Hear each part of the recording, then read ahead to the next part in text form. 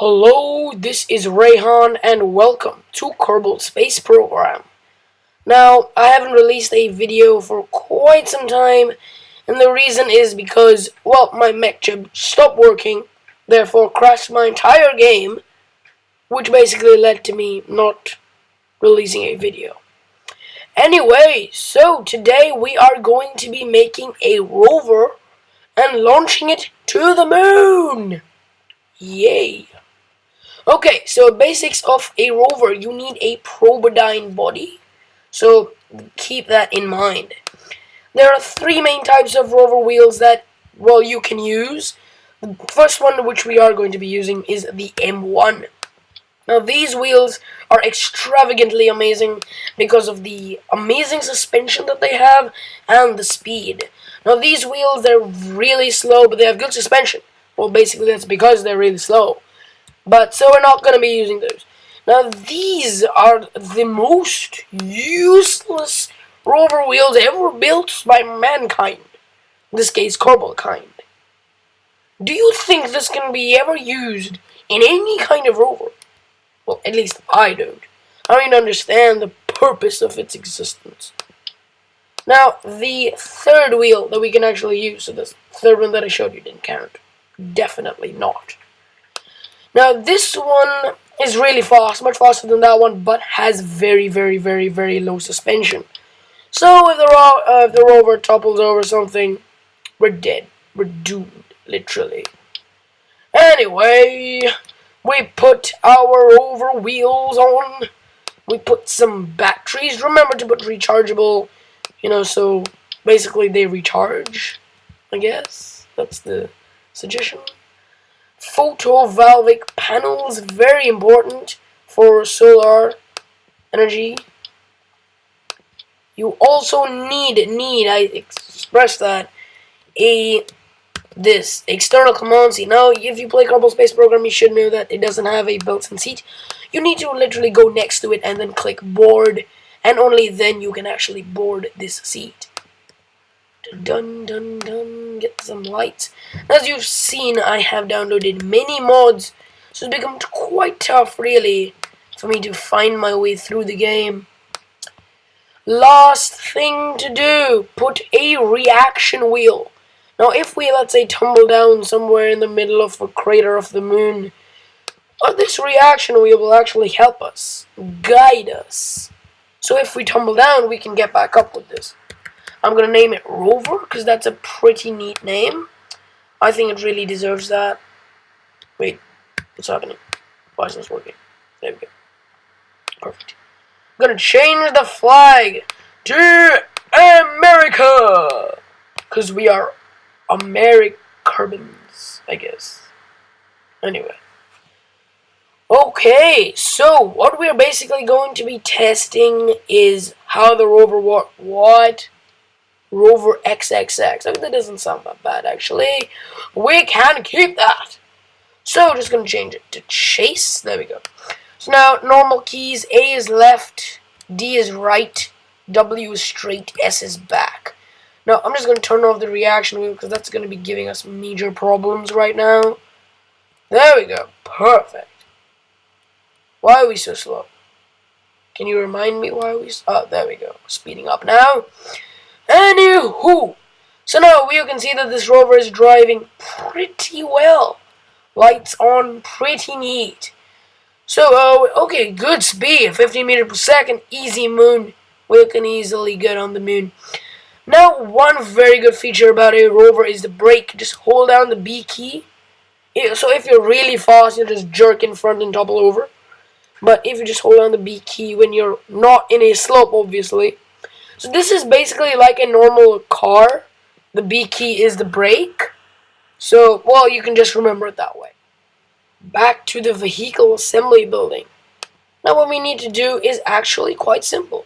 We just need to put a, a decoupler, stack decoupler on the bottom of it, the rover, and then just join the Solar-Mun to it. Make little corrections over there. So what's actually going to be happening is when we almost land, but we're not going to be landing on the moon. Unless we do. We can. Well, it depends on me. My mood. Anyway. So we're not, if we land, we land. But anyway, before we land, we're going to decouple the rover and then land safely on the surface of the moon. Attach the Solar-Mun to it, make a few corrections. I'm going to show you what. And, well, it should be fine. Making something little similar to the Solar-Mun, this is what we have. Now I've made slight changes, like I put the swivel engine over here instead of the Reliant. What else have I done? Nothing else. Yes, this is the most important part. Now, there's something in rocket engineering, rocket science, the most basic element is known as a thrust-to-weight ratio. Now, thrust-to-weight ratio is basically the ratio of the thrust to weight. So if that exceeds 1, the answer exceeds 1, that means that that ship basically is balanced with the thrust to weight and will fly successfully. Basically, it'll fly. So that's what we need right now. So if you do remember in the Solar-Mun, well, we never had a rover and we used the mainsail engines. Now with the new upcoming Space Y mod that I basically showed you last time, we have these new rat heat engines. They have a 2010 kilonewton thrust in ASL and these have 1300. Quite a big difference for a ratio. So now this again brings the ratio back. Now because we've increased the mass of this rocket, we need to increase the thrust by the same amount. And, well, these work pretty darn neatly. So, we have finally finished the making of Rover XXX. Sounds pretty cool, actually. It really sounds neat. Now we will be going to the moon. And I have no clue why we don't have a pilot.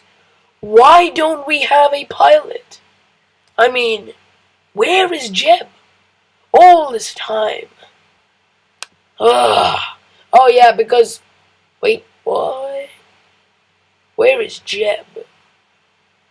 We can just put Bill. Who cares, really? Save and launch on the launch pad! We finally have finished Rover XXX with our amazing set of rovers. Now we are finally ready to launch this into space-time. Anywho, I really don't know why Jeb is... Oh yeah, I killed him. I'm sorry about that, Jeb. I really am. Anyway, press the T key, press the Z key, and let's take off. Perfect. This is simply perfect. We have approached our gravity turn sequence, our Q. Now, if you see, I think in the Solar-Mun, I think we had the same amount of fuel, if I'm not mistaken. I think we did. Now, something you'll notice, if the thrust-to-weight ratio is imbalanced, what will happen is your gravity turn will never succeed. Why? Now, this is a pretty neat question. Now, why will the thrust-to-weight rate... why will the gravity turn not work?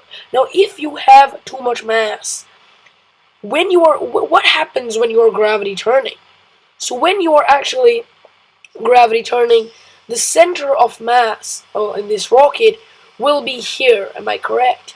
But now because this thrust is balancing that mass, we are able to fly successfully without falling down anywhere. So if you actually take a closer look, if we had put mainsail engines, this would have completely toppled over because of the increase in mass and not thrust. If there's too much thrust, we'll just wobble around everywhere in the atmosphere and then lately just explode. So all of them have their own disadvantages.